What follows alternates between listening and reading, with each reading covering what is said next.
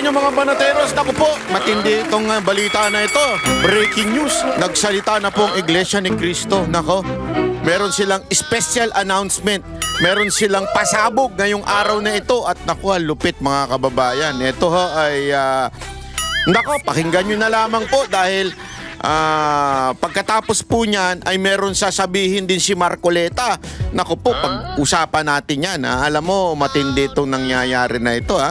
Kung dati yung nagsasalita noon nung panahon ni Marcos Sr. ay walang iba kung hindi yung si Cardinal Sin.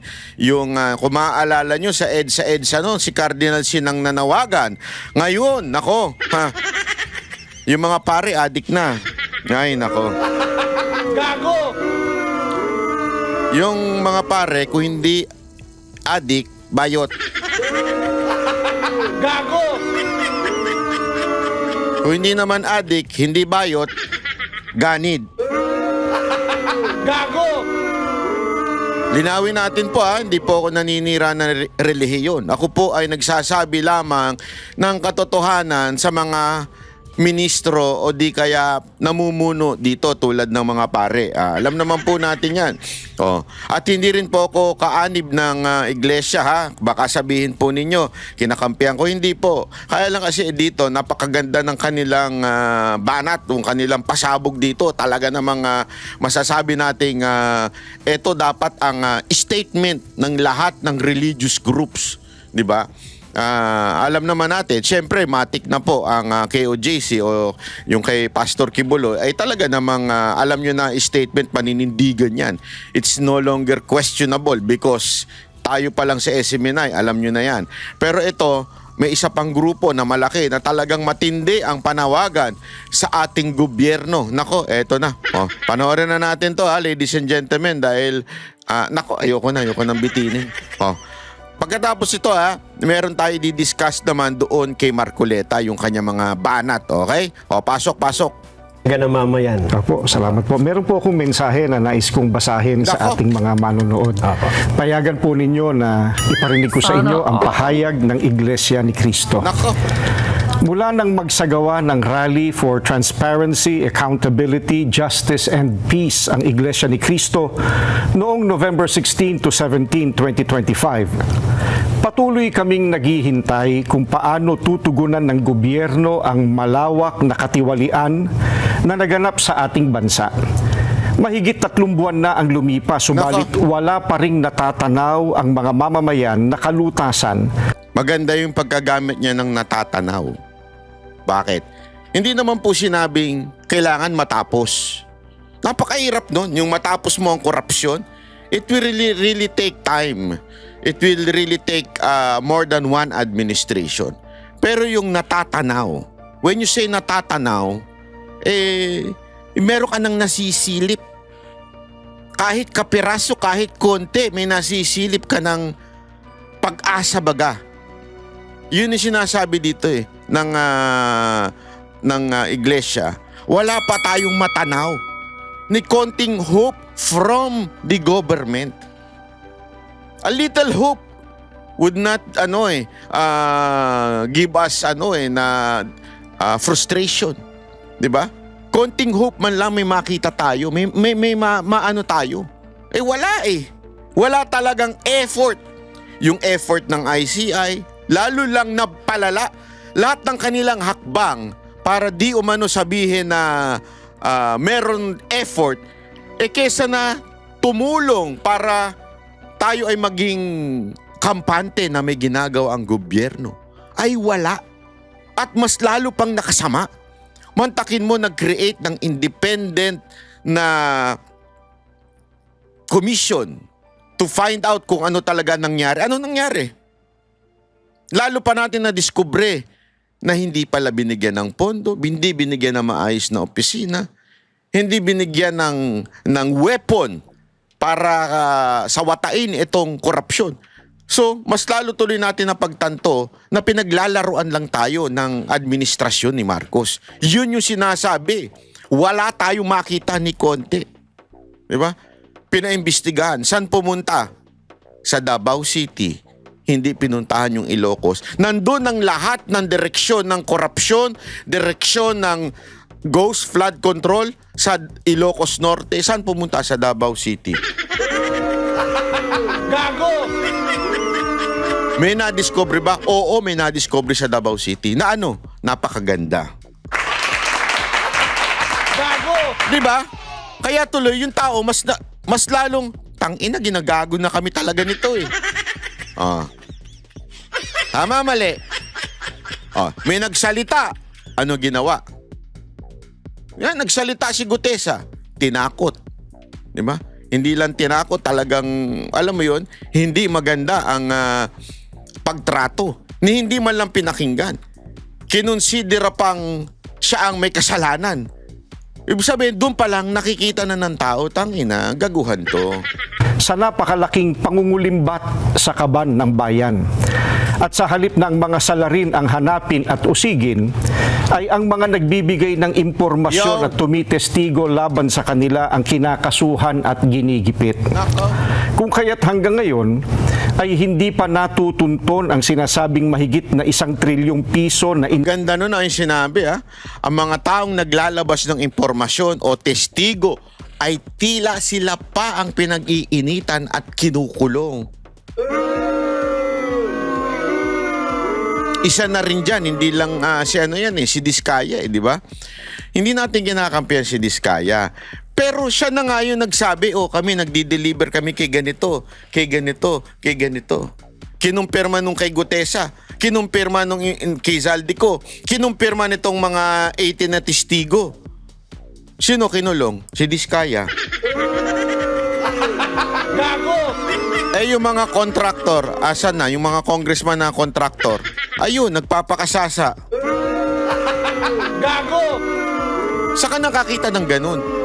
Di ba? Kung sino pa yung tinuro talagang may kasalanan, yung nagturo pa ang ikinulong. laan sa mga flood control projects at iba pang pagawaing bayan. 1 trillion na pondo ang kanilang ninakaw. Alam niyo ba kung magkano yung 1 trillion? Ang lupit yan, mga kababayan. 1 trillion. No wonder, sabi nga 'di ba ni Attorney Bali, nakalimutan, hihirapan ako sa pangalan ni Sir. Ni Attorney, basta ni Attorney Matikas. Si Attorney Matikas, sabi niya, kung dati daw, kasi tinatanong sa kanya, bakit ba ngayon lang nagsalita at bakit hindi pa noon kumalas itong mga security? Una, kasi daw noon, once a month, once every 2 months, ang delivery. Sabihin, madalang, hindi ganon. Kasi hindi naman natin pwedeng sabihin na ngayon lang nagkaroon ng korupsyon. Hindi, matagal na yan. May ganyan. Pero sobrang madalang nung gaganyan.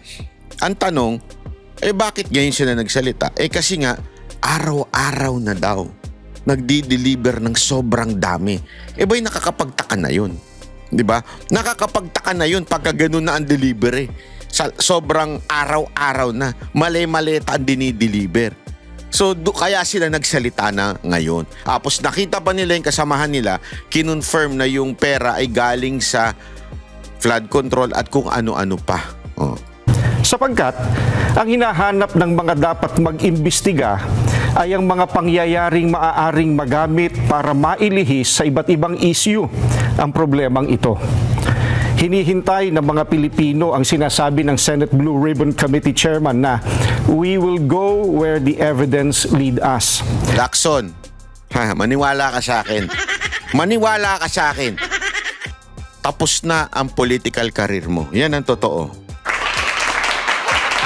Gago! Dahil sa ginawa mo, tapos na ang political career mo. Ito na sinasabi, where the evidence go.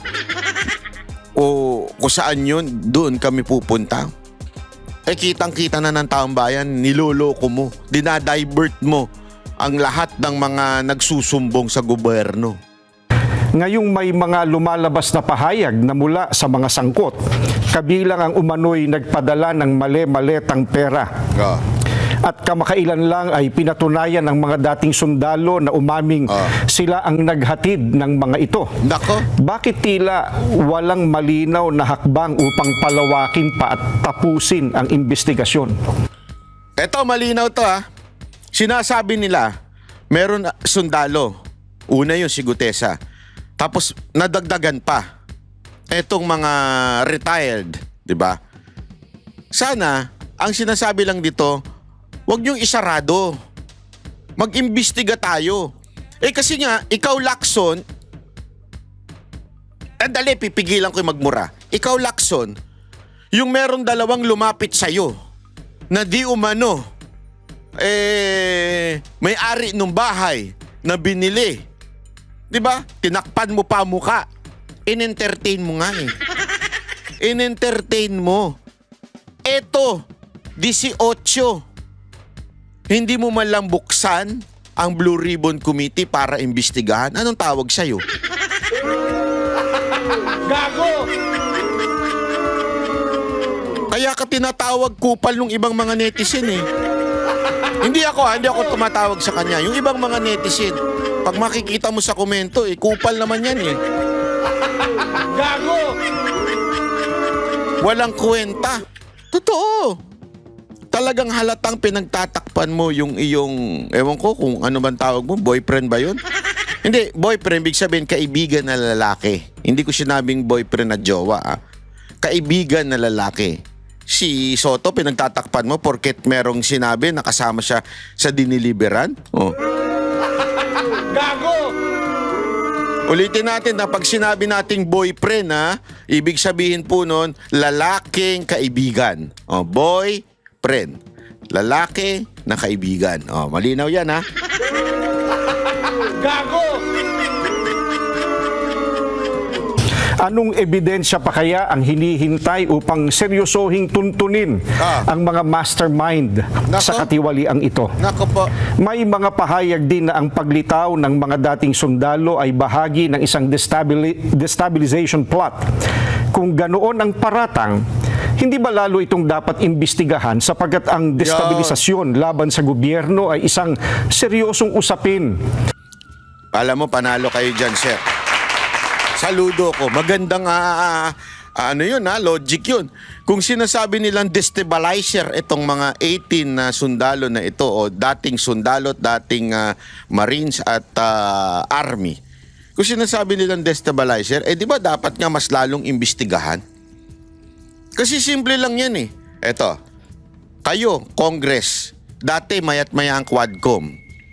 May sinabi si Attorney Matikas na sa bawat hearing nyo daw ay may pumupunta kayo sa opisina ni Zaldico at paglabas nyo may daladala na kayong 2 milyon. Inaksahan kayo. Bakit hindi ninyo patawag sa kamera etong mga sundalo na ito?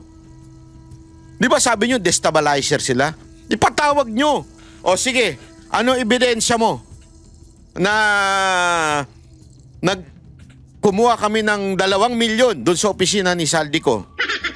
Di pwede sanang sabihin nila, sir, di ba nagkape pa nga tayo? Nilibre mo pa ako. Hindi, di ba? Bakit di nyo ipatawag? Ikaw, Soto, pinangalanan ka rin, tumanggap ka, di umano, allegedly, ng male-maleta. Bakit di nyo patawag? Para imbestigahan. Bakit tila umiiwas kayo? Tapos ang dahilan nyo, hindi na kailangan ng mga ganitong akusasyon dahil ito ay katawa-tawang akusasyon. Ulul! Gago! Yung mga witness nga ni Ontiveros, ini-entertain nyo eh. Gago! Kahit balu-baluktot ang sinasabi ng witness ni Ontiveros, ini-entertain nyo. May isa pa doon, umamin na sinabi niya, di umano, allegedly, ay siya daw ay binayaran lang ni Ontiveros. Gago! Bakit ayaw nyo ipatawag? Di ba? Dati nag-hearing kayo, tinawag siya nung nag-akusa siya. Ngayon, nung bumaligtad siya at sinabi niyang, hindi totoo yan, pinilit lang ako, binayaran lang ako. Bakit di nyo patawag? Kasi nga, pinoprotektahan ninyo ang inyong mga sarili. Gago! Ikaw, Lacson, nakala ko ba where the evidence leads us? Ang sinasabi mo, here, ito yung ebidensya. Bakit ayaw mong ipatawag at pinoprotekta mo yung boyfriend mo? Gago! Ulitin natin, pag sinabing boyfriend, kaibigan na lalaki. Malinaw yan, ha? Ukol sa pambansang seguridad.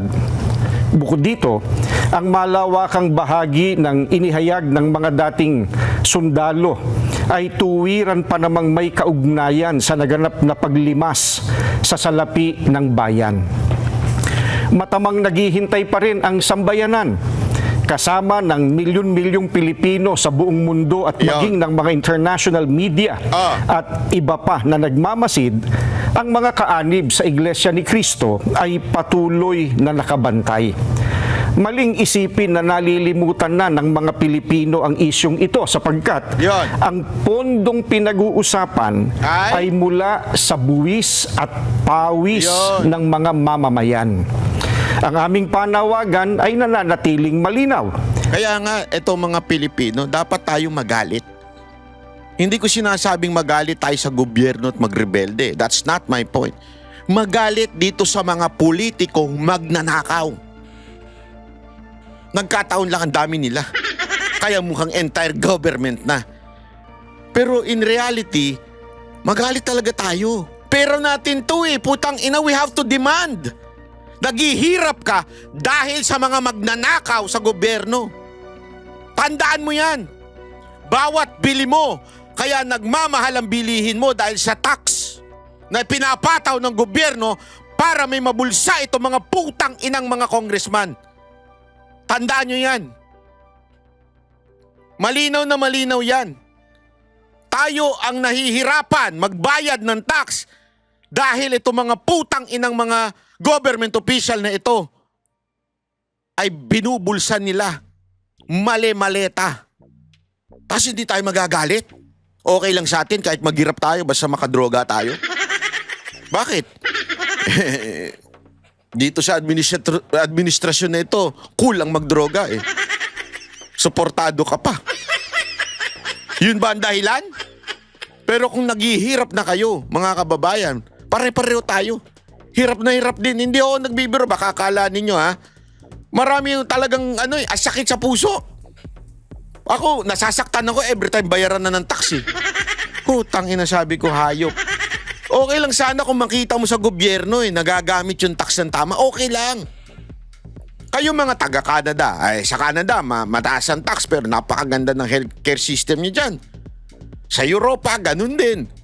O sa mga katabi nating bansa, sa Asia, di ba? Marami tayong mga katabing bansa na ang gaganda ng healthcare system. Kung magpataw man ng tax, okay lang. Walang problema, cool, go. Di ba? Mahirap man, mamalaki man, masakit man, pero at least nakikita mo na gumagana. Sa atin, wala.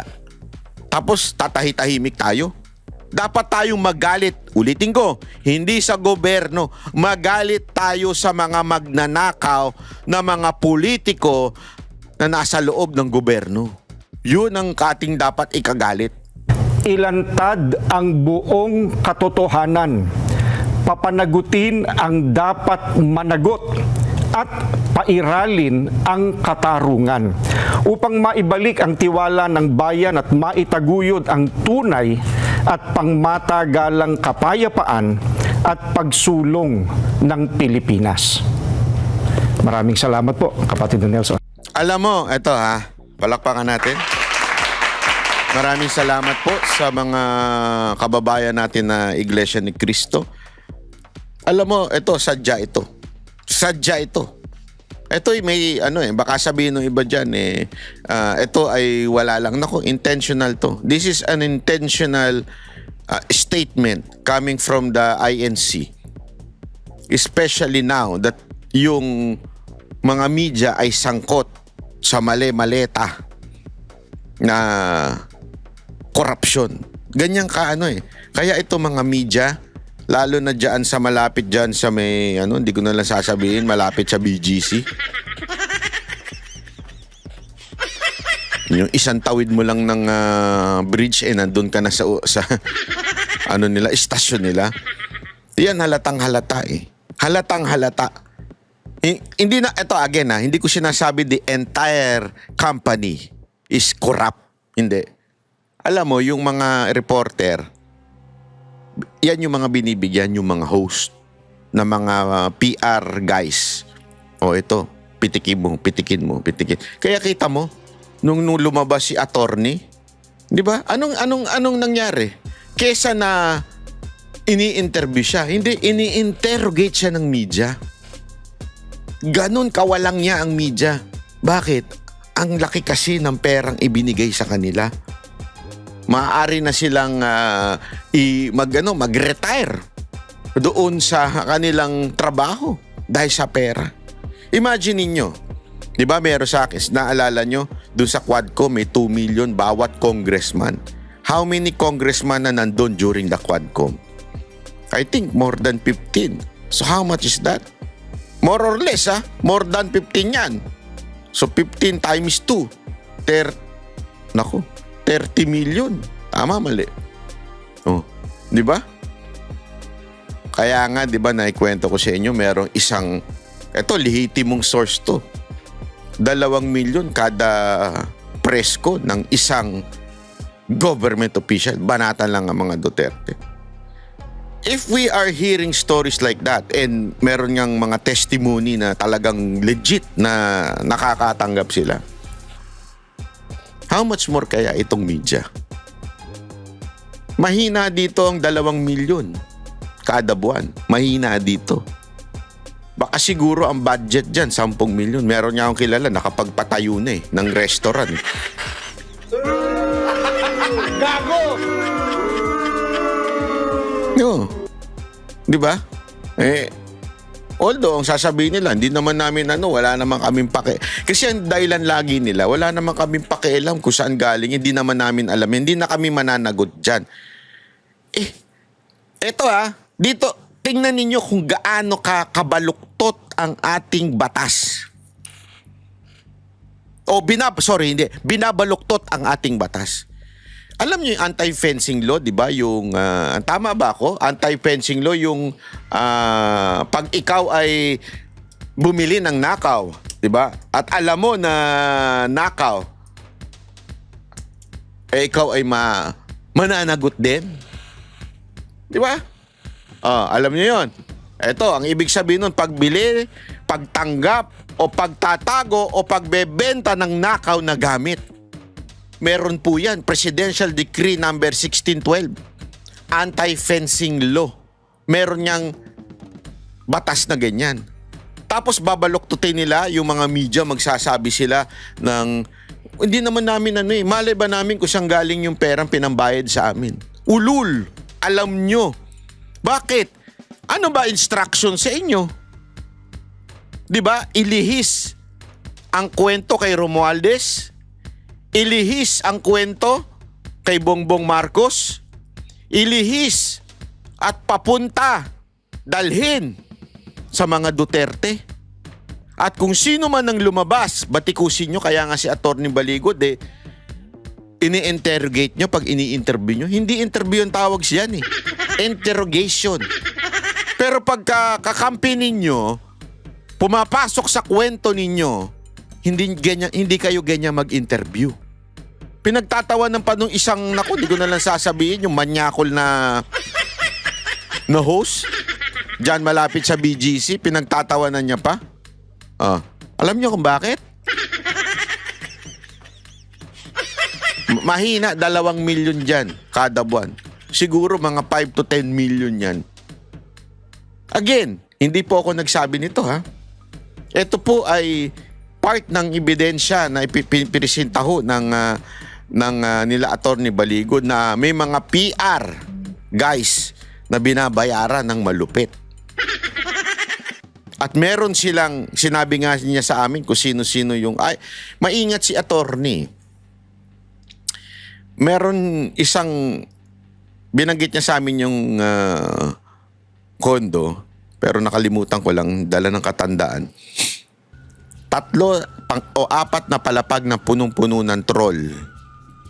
Ibig sabihin, troll farm. Ibig sabihin, mga tao na nag-aabang lang sa mga post ng Banateros, ganun. At saka ng mga babanat kay Marcoleta, babanat sa mga anyone na lalabas. At yun ay dating di umano daw ay funded by the Congress. Sa matter of fact, sabi niya, di lang niya binanggit yung pinaka matataas at makapangyarihang opisyal ng gobyerno ay nagiinuman sa rooftop. Ganun daw. O ito, pag-usapan natin itong ni Marcoleta. Itong kanyang statement. Ito kanyang patungkol ho dito sa announcement. Kababayan, pasensya na po kayo at ako po ay medyo na-late kasi yung mga kausap ko po kanina ay kailangan naman maiayos muna yung kanila. Sabi ko, at kanina naman tumawag ako sa iyo bago naman pumunta rito na malilate ako talaga. Mabuti na lang at dumating po ang ka-Edwil. May statement pong binasa kanina, Sen. At ito'y patungkol dun sa matagal na ring panawagan tungkol sa accountability, transparency, kaugnay ng mga anomalya sa pondo ng pamahalaan, Sen. Kayo po ba, ano ba ang pinatutunguhan ng mga investigasyong ito? Dahil yun nga rin po ang napapansin ng marami. Parang sa tinagal-tagal ng investigasyon, parang wala namang nakitang talagang dulo, Sen. Tinatanong mo ako saan patungo. Opo. Dapat sana yung chairman ng Blue Ribbon Committee ang inimbita mo rito. Tsak na tsak. Siguro siya nakakalam kung saan niya gustong ibaling itong napakalaking problema na kinaharap nga ng ating bansa. At talagang naghahanap talaga ng kasagutan ng mga mamamayan. Matagal ng panahon ito eh. Kaya na binanggit mo, halos 3 buwan na yata ang nakararaan. Simula nung ang mga kababayan natin ay nagpahayag nga ng pagkaunsyami dahil bakit ganito ang nangyari? Naghanap tayo at nagtanong ng transparency, accountability, dahil talagang kinakailangang panagutin. Hindi basta-basta pagnanakaw ito eh. Pangkaraniwan, Nelson, ang magnanakaw, hindi naman niya nasisimot lahat eh. Mabilisan na tumira yun eh. Mangilan-ngilan lang. Ito, ang bumanat dito, parang, halimbawa, pinasok niya yung bahay. Pati bahay yata tinangay. Hindi, iniwan naman niya yung bahay. Pero para isalarawan mo lang kung gaano katalamak, kung gaano ang paraan ng kanilang pagnanakaw. Pagpasok ng magnanakaw sa bahay, nakalayo pati butiki at saka ipis kinuha. Dinala. Hindi makailangan nakawin yun eh, di ba? Di ba sabihin, walang itinira eh para sa mamamayan. At masakit pera nila yun eh. Ito pong latest ay yun nga, lumitaw at humarap sa publiko itong 18 mga dating sundalo na ang kanilang pakilala, kasamahan nila si Master Sergeant Orly Gutesa, mga tauhan sila ni dating Congressman Saldico, na sila ang nagdi-deliver ng mali-malitang pera. Na yun din naman nasabi ni Gutesa noon nang humarap sa Senado, pero this time marami sila, may mga dala silang mga larawan at detalyado, mas matindi yung kanilang testimonya, Sen. Hindi, nagtutugma nga nung si Gutesa ay umarap sa akin. Opo. Sabi ko nga sa inyo, hindi ko naman siya kilala. At saka yung pagtatagpo namin, halos wala pang siguro 15 minuto lang eh. Binasa ko lang yung kanyang salaysay. Napansin ko nga na sabi ko, parang mabigat itong salaysay mo ah. Kaya mo bang panagutan ito? Opo, sabi niya. Katunayan nga po kanya, marami po kami magkakasama. Ba't ka kung ikaw lang ang dumating dito? Kasi po parang may mauna pong magpahayag na talagang kami po ay nababagabag na rin. Ito palang mga mali-mali ang binubuhat namin. Ito pala yung pinag-uusapan ninyo rito sa Blue Ribbon Committee. Ngayon lang po namin napagtugma-tugma ang mga pangyayari. Opo. Mga ilan ba kayo? Hindi po kami kukulangin sa 30 eh, sabi niya.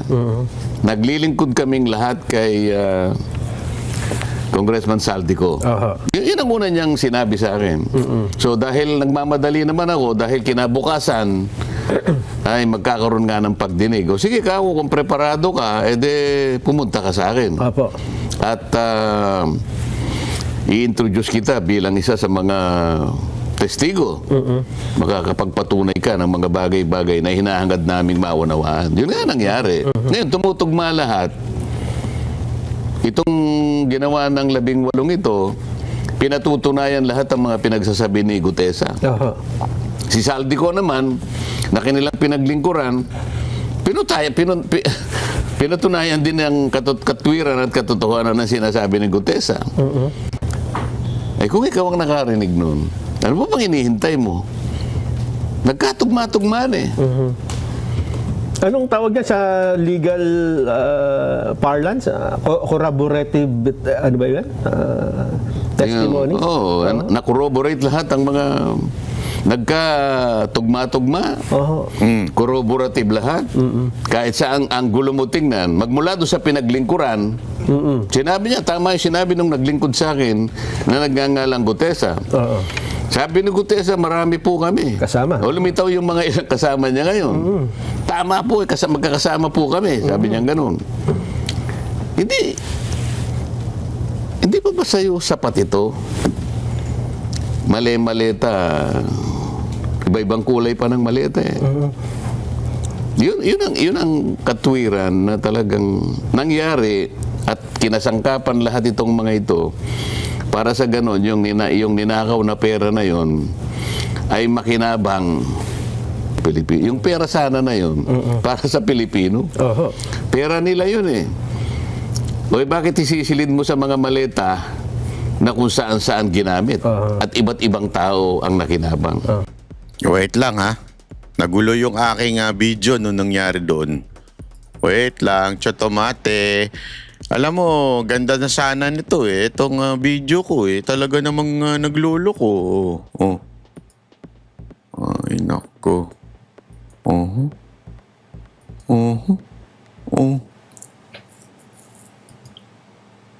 Ayun.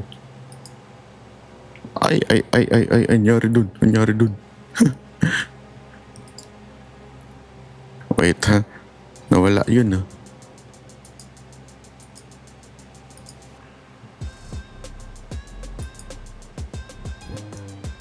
Ayun.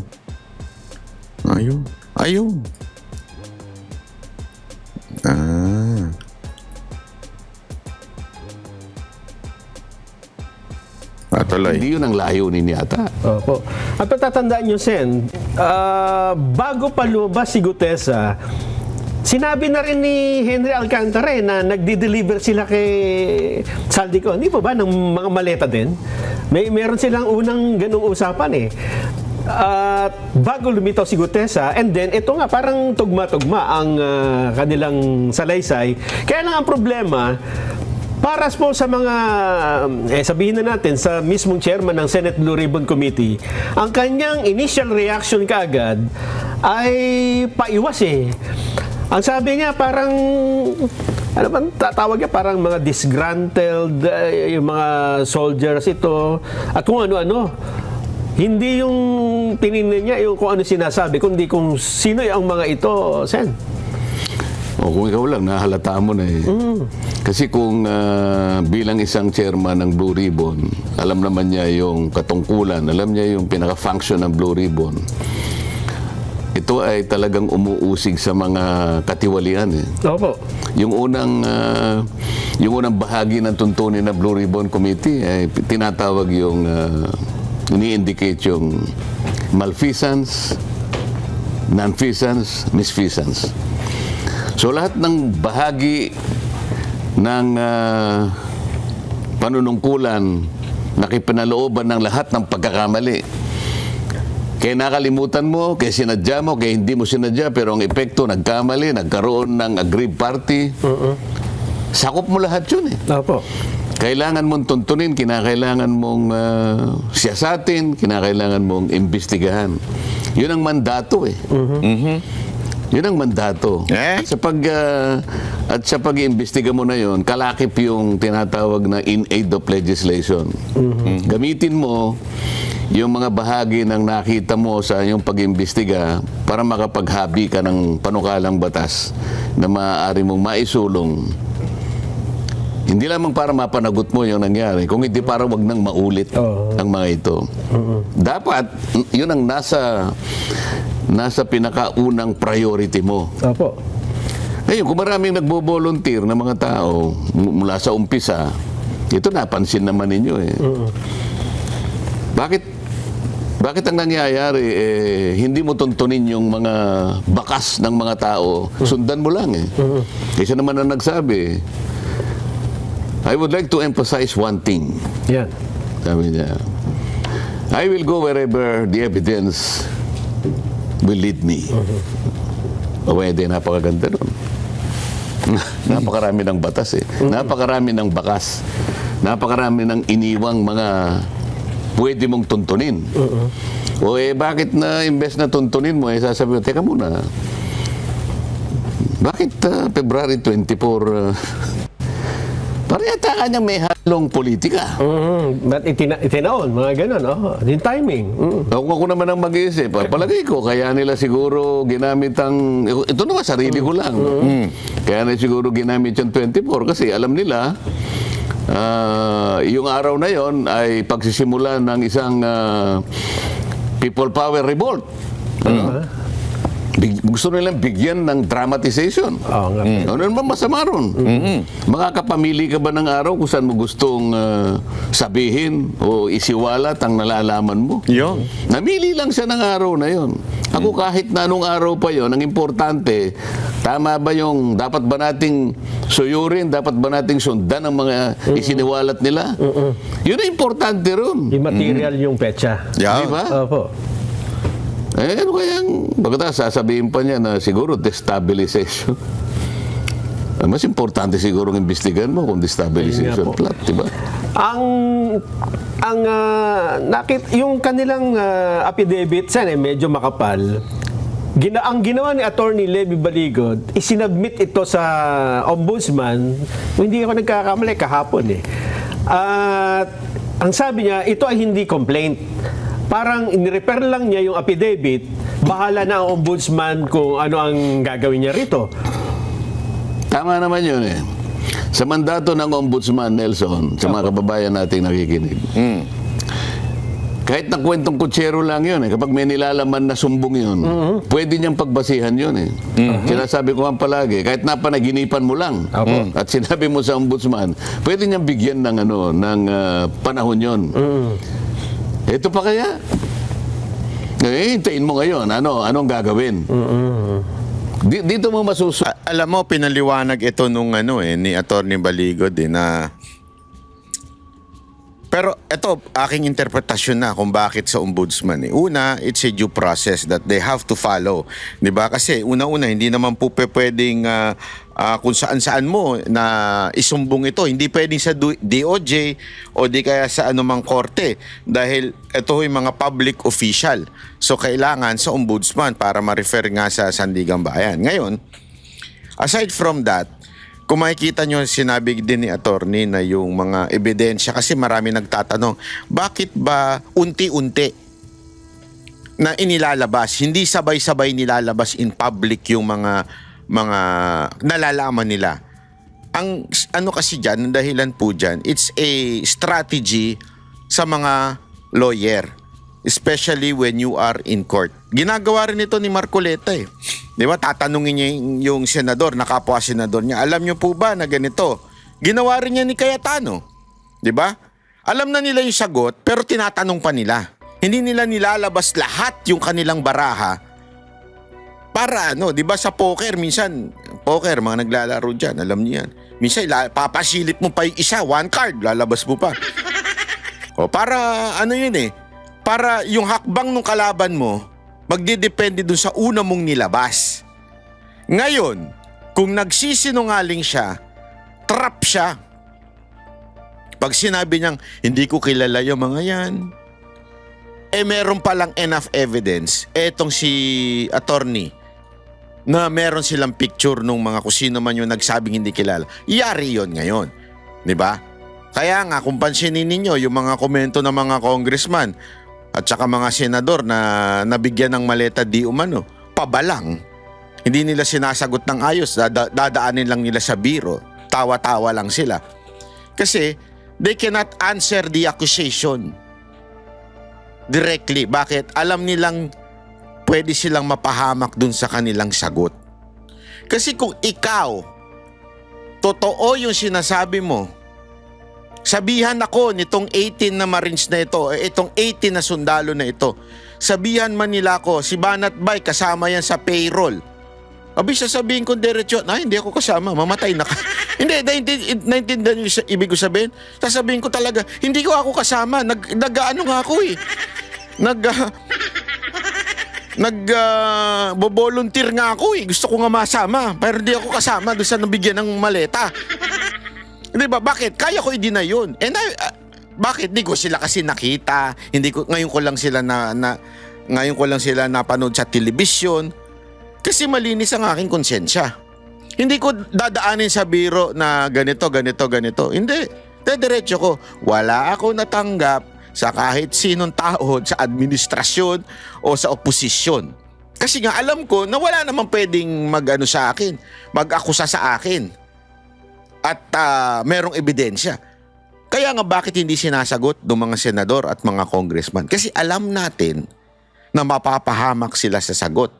Kaya inuunti-unti ni attorney kasi may mga bala pa siyang pag sumagot yung certain person na ina-accuse, eto, ano to?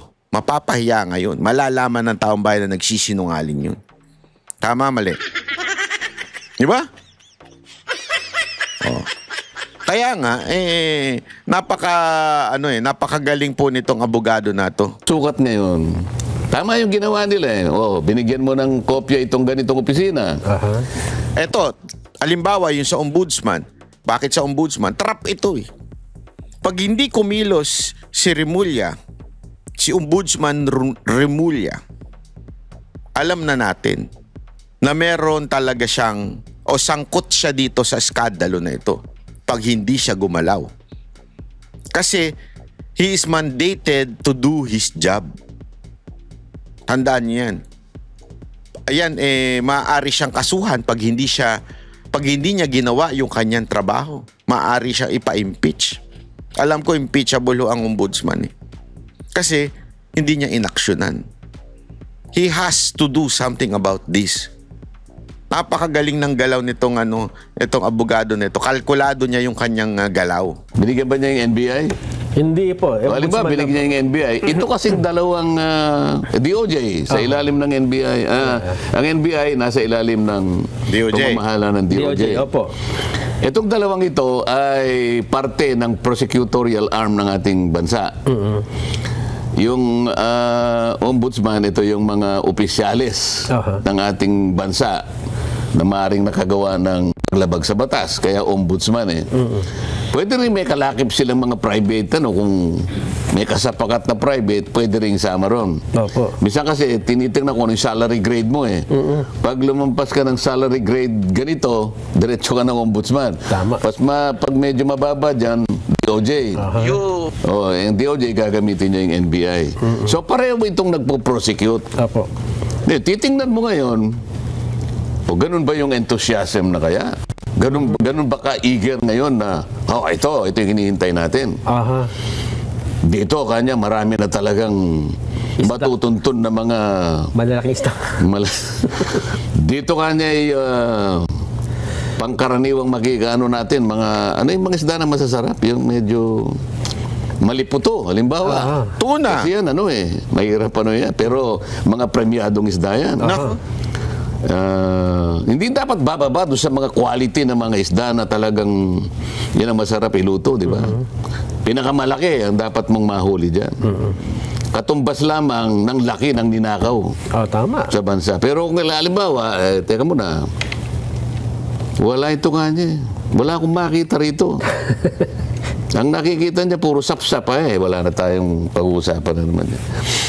Ito yung problema ngayon na hinaharap natin, Nelson. Opo. Talaga bang tutuntunin mo ba?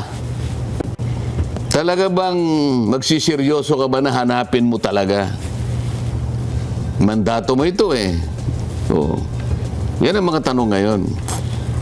Hinahanap ko nga po yung balita. Mula nang i-file ito ni Attorney Baligod, parang wala pa akong makitang... Anong hinahanap mo? Mainstream media na kinover yan?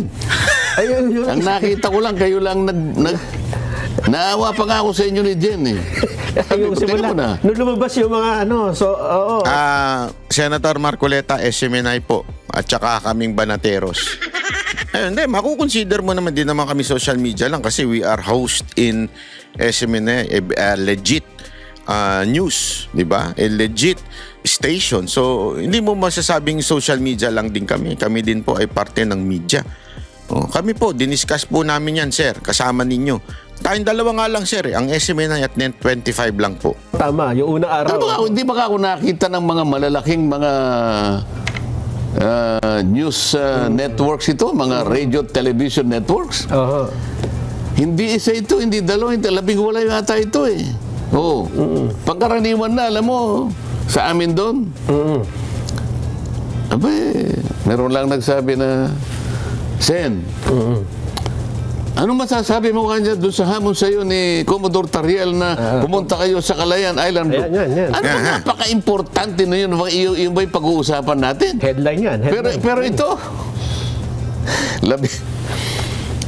kumisan diyan, alam mo, yung ating mga kababayan, mapagmasid yan. Wag mong mamaliitin yung kaling kakayahan ng pag-aanalisa sa mga pangyayari. Ang akala kasi nila, kung ba ang tao, lalo ng Pilipino, mapagpasensya, inaakala nila siguro na, hindi, mga ilang araw lang yan, makakalimutan. Hindi. Hindi ako naniniwala. Itong lawak at karumal-dumal na pagnanakaw na to, kahit ano pang gawin mong pagtatakip. Ang daming pagtatakip ngayon. Si Senador Marcoleta, sinabi niya, iiwalan niya yung Kalayaan Island Group sa teritoryo ng Pilipinas. Isip-isipin mo, kahit hindi ko sinabi, gagawa ng paraan. Para lamang mailihis. Samantalang ang pinaka-importanteng hinahanap ng tao, bigyan po ninyo ng kasagutan ito. Pera po namin ito. Tama. Ito po, pinuhunan namin dito, talagang pawis at dugo. Huwag po ninyo kaming bibiguin dito. Yun ang hinahanap ng tao. Ito po bang affidavit na ito ng mga dating sundalo, ideally, dapat nga ang mag-iimbestiga ay Senate Blue Ribbon Committee. At least siya magpapatawag. Mabuti nga, hindi pinatawag ng notaryo Ang unang tinitira nila din yung notaryo Kung totoo. Ngayon lang ako nakakita sa kasaysayan ng Pilipinas. Merong isang tao na pineki ang notaryo. Nang dahil lamang sa gusto nilang i-discredit yung testimony ni Gutesa.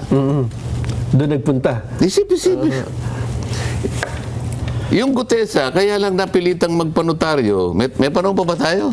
Oo, meron Baka po. kung ano na lang pinag-uusapan natin na Ang dami pong nakasubaybay sa atin. para lamang ipawalang bisa sa anumang paraan yung ginawa niyang paglalahad. Dahil lamang silang gumawa talaga nun, Siya ang kauna-unahang nag-connect nung money trail sa pagitan ni Saldico at saka ni Martin Romualdez. Wala nang iba. Nataranta sila Ano? Hindi nila inaakala yun na darating yung isang taong ganun. Ako rin naman hindi ko inaakala Ipinakilala sa akin. Ayaw ko nga maniwala. Ayaw ko nga siyang kausapin O din, ako naman dahil sa nga hindi ko siya kilala, tetestingin ko siya. Ipanotaryo mo. Talaga ba nakahanda ka? Yes, sir. Sinisipat-sipat ko siya Ano ba ano po ako? Ex-Marine. O sige, sabi ko, kaya mong panagutan ito? Yes, sir. O sige. Aalis na ako kasi may session kami. Pangkumpiyansa lang ba sa akin? Panotaryo mo yan. Sa akin, wala yun eh. Tinetesting ko yung tao eh. Apo. May panahon pa, sabi ko, mag-alas 3 pa lang. Ang daming nagnunotaryo rito. Iniwan ko na siya. Pagbalik niya sa akin kinabukasan, nakanotaryo talaga. Yung bang taong yun, meron pa ba siyang panahon Para ipeke. para mag-imbento ng yung seal na ganon? Yung lamang stampad na, di ba, may stampad, pag ginanon mo doon sa, nandun yung notarial details nung Opo. Tapos iimbentuhin pa niya yung number ng page number, doc number, series of 2020. At saka ano ang mapapala niya kung... Anong mapapala mo pa ikaw? Samantalang mura na naman ang daming nagnonotaryo. Ang daming nagnonotaryo. Hindi ba naiisip ng mga tao? Common sense. Pagkatapos kumasangkapan sila, kung mo pangkaraniwa, hindi ko po nilalahat sa mga nagnunotaryo, mga abogadong nakikinig ngayon. Pero ang karamihan po ng mga nagnunotaryo sa ating bansa ngayon, hindi po talagang yung abogadong pumipirma. Meron po siyang ginagamit na mga lang staff. Apo. Hindi isa, hindi dalawa, maaaring mas marami po siguro sa 5. Depende sa lawak ng kanyang gustong area na magnotaryo. Isa lamang yun, siguro sa opisina sa Pasay, ang nakita ni Gutesa, yun ang pinirma. Yung available, opo. Ngayon, napuntahan kagad yung nagnotaryong babae. Nakaisip ka agad na idea eh. Ang idea, hindi naman talaga umaharap ang mga abogado. Correct. So, yun. Hindi ko pirma yan, sabi Ayun. ng abogada. Oo. Hindi nga niya pirma yun. Oo. Hindi niya pirma yun. Kasi ganun talaga sila magnotaryo. Sino ngayon ang dinikdik? Si Gutesa.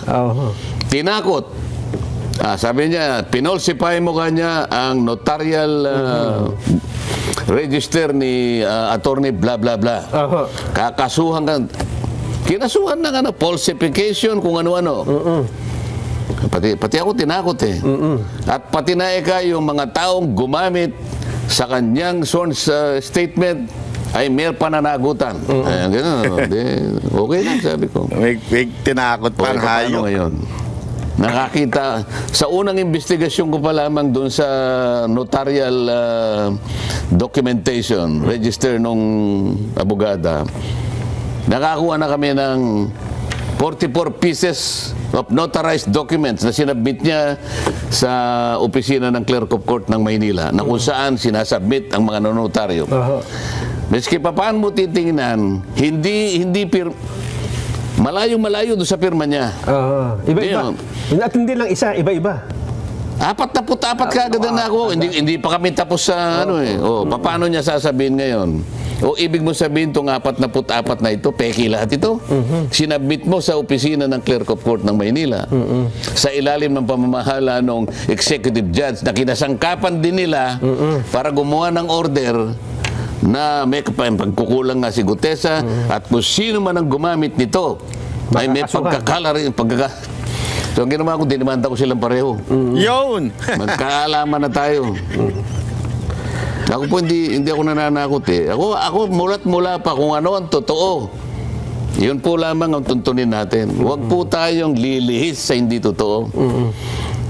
Kahit po saan tayo makarating. Tsaka doon lang ako nakakita na mas mabigat ang kasong notaryo kaysa doon sa pagdi-deliver ng milyon-milyong pondo ng... Hindi, kaya lang nila ginawa para nga i-discredit, Ayun nga para po. pawalan ng bisa, sapagkat siya lamang ang tumunton. Mula kay Saldico, idinugtong niya Yun kay nga. Martin Romualdez. So yung- yes, siyang nagpasimula ng maleta. Yung sistemang ito na ginawa kay Gutesa, ito rin ang ginagawa dito sa 18 Yan din ang gagawin. Kasi kung ang talagang pakay mo ay hindi mo tuntunin, hindi mo hanapin kung sino talagang malanging isda, so ang gagawin mo ngayon, papalayo ka. Papalayo ka, papunta ka sa mga butete. Yun. Sa mga sapsap. Sa mga dilis, yun ang gusto mo eh. Ihiwalay mo ngayon yung malalaki. Ay, taong bayan. Hindi po. Naghihintay po kami.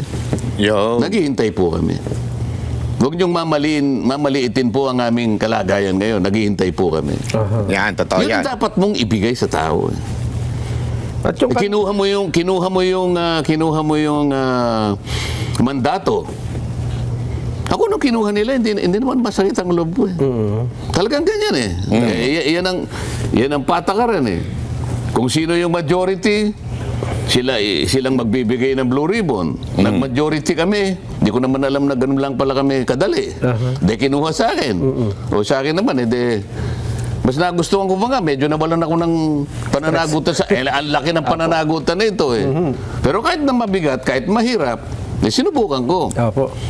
Nag-umpisa pa lang ako 17 congressmen na ina-identity. Nag-uumpisa pa lang ako O siguro sa takot nila, teka mo, alisin mo na baka kung sino pang Mayari. Isa pa lang na 17 na kanyang congressmen ang nahuli niya. Paano alisin mo na. Ayun nga. Utang na loob, alisin nyo na siya. Palagay ko ganun baka nag-away-away na sila, di ba? Di sa akin naman, di okay. O sabi nila, mas magaling ito. Sabi nila, okay lang, walang problema sa atin yan. O ngayon, patunayan, gusto ko nga naman Kung mas sigit kang magaling, mas magagampanan mo, okay lang. Kasi alam mo kung sino mananalo rito? Ang bayan Bayan, opo. Bakit? Bakit ganun na nangyayari? Kung ang nangyari kay Gutesa na sa halip na dapat kasi ang dinidiscredit mo yung testimonya pabubulaanan mo kung iniimbestigahan mo, hindi yung tao. Hindi, alam niya naman diniscredit mo yung notaryo. Sumumpa siya sa committee mo Ayun nga. Hindi mo nang baliwalain yun Yes. Di ba? Oo. Kung tutuusin. Kasi sinumpa ang salaysay. Bakit pinipilit mo pa natakutin siya dito sa ganun ito? Wala na to Kung hindi sana siya sumumpa sa committee mo at pinagtatanong ninyo, kayo na nga nawalan ng tanong Sa totoo lang, kahit nabalikan natin yung hearing. Yung hearing.